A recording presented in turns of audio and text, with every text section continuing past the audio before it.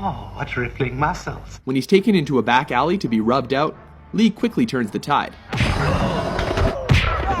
Interestingly, the bad guys regroup and are laughably ordered to kill him without using their guns. Go and get him, but no guns.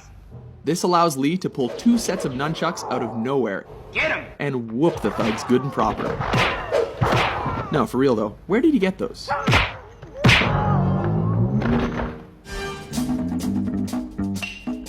Number 8. Upgrades. Enter the Dragon. When Lee finds his way into the villain's top secret underground lair, he is forced to get topless and take out the countless henchmen in his path. This fight keeps intensifying as he upgrades his weapons with every defeated opponent.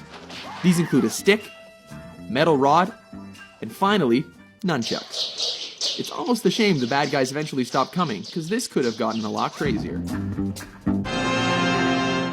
Number 7. The Giant Game of Death. Oh baby, here we go, it's yellow jumpsuit time. In a high point of this posthumous film, Lee battles the shades-wearing 7'2" basketball player Kareem Abdul-Jabbar. At 5'6", Lee looks positively dwarfish next to his opponent. As has happened in every kung fu movie ever, the smaller Lee manages to use his opponent's size against him and leaves him breathless. Number 6. Vengeance. Enter the Dragon. In this especially personal confrontation, don't hit back. Lee comes face to face against the bearded, sadistic, and facially scarred O'Hara in a martial arts tournament. The man who caused his sister to commit suicide. Lee beats him to a pulp without ever taking a scratch. When O'Hara breaks the rules, Lee does more than hurt him, he goes right for his brains. Both of them.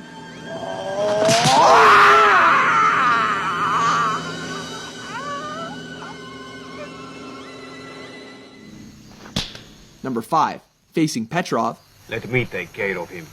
Fists of Fury.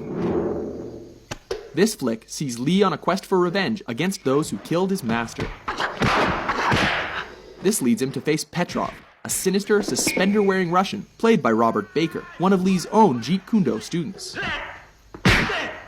This fight is memorable for its punishing action and dry humor, as Lee confounds his foe with smirks and blurry hand movements. He even bites the dude's leg. What martial arts school is that from? So you want to see how good you are? Then you must be tired of living. Number 4. No Respect. Fist of Fury. Surround him! This is the fight that helped transition Hong Kong action flicks from swordplay to bare-handed fighting. With Lee's dead master mocked by a rival school, he shows up on their doorstep to teach them respect. This ballsy move pays off as he takes on the whole dojo single-handedly. Of course, he has to do this topless, while creating a human hurricane, laying the beat down with nunchucks, and ultimately making them eat their own words. This time you're eating paper. Next time it's gonna be glass.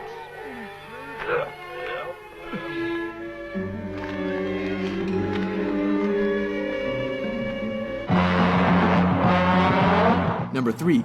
Finish him, the Big Boss, aka the Chinese Connection.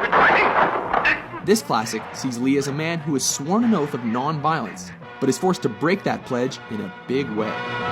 Specifically, to confront the man who murdered his family.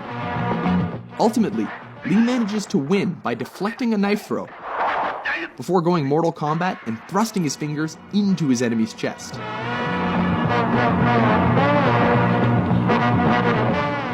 Striking with every bit of energy he's got, ultimately collapses in fatigue.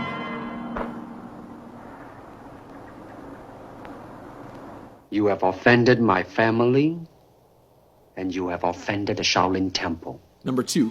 Hall of Mirrors. Enter the Dragon. In the last fight of his most famous film, Lee finally finds himself up against the claw-wearing Mr. Han. A fight in which he acquired the scratches across his body and face that became the most iconic image of his career.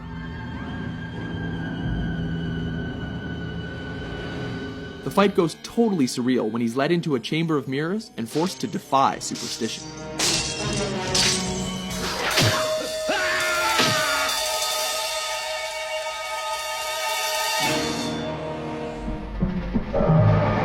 Number 1, versus Chuck Norris, Way of the Dragon.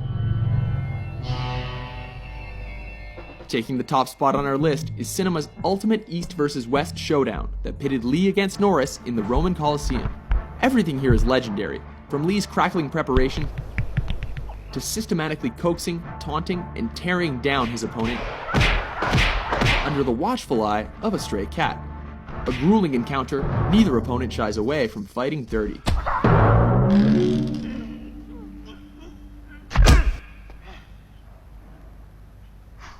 Remarkably, brutal though their fight was, Lee cannot walk away without acknowledging a worthy adversary.